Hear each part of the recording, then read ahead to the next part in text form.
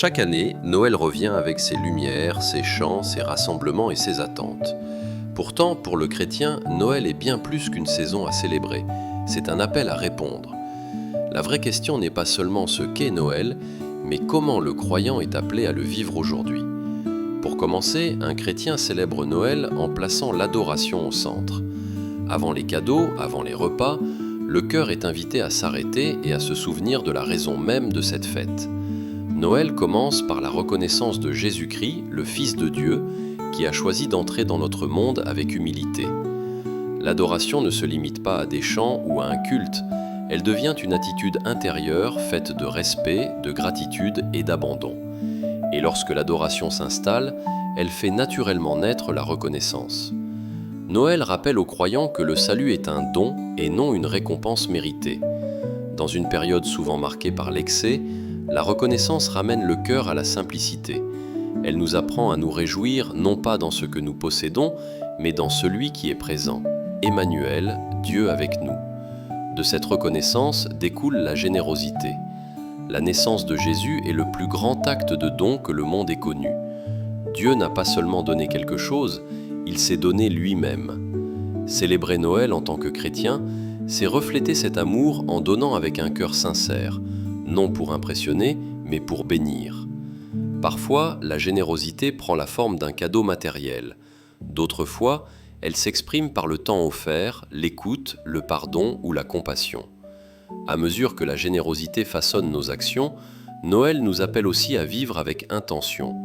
Au lieu de se laisser emporter par l'agitation de la saison, le croyant choisit le sens plutôt que la précipitation. Cela peut impliquer de simplifier ses engagements, de protéger son cœur de la comparaison ou de créer un espace pour la prière et la parole de Dieu. Célébrer Noël intentionnellement, c'est permettre à Christ de transformer nos attitudes et pas seulement nos habitudes. Et dans cette démarche volontaire, l'appel à la paix devient évident. Noël proclame que le prince de la paix est venu et que cette paix ne dépend pas de circonstances parfaites, mais de sa présence.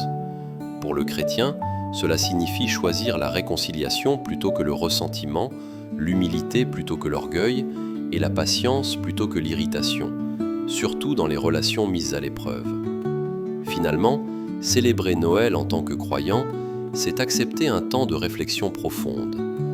De la même manière que Christ est venu dans le monde par amour, nous sommes appelés à laisser cet amour se manifester concrètement à travers nos paroles, nos actes et notre manière de vivre.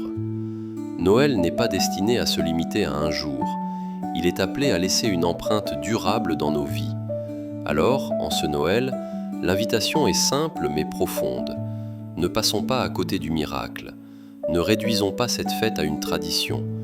Prenons le temps d'adorer, de rendre grâce, d'aimer intentionnellement et de refléter fidèlement le cœur de Christ. Car lorsque Jésus est véritablement au centre, Noël devient bien plus qu'une célébration. Il devient un témoignage vivant. Seigneur Jésus, merci d'être venu dans notre monde. Apprends-nous à te célébrer non seulement par nos paroles, mais par des vies qui reflètent ton amour, ton humilité et ta paix. Amen.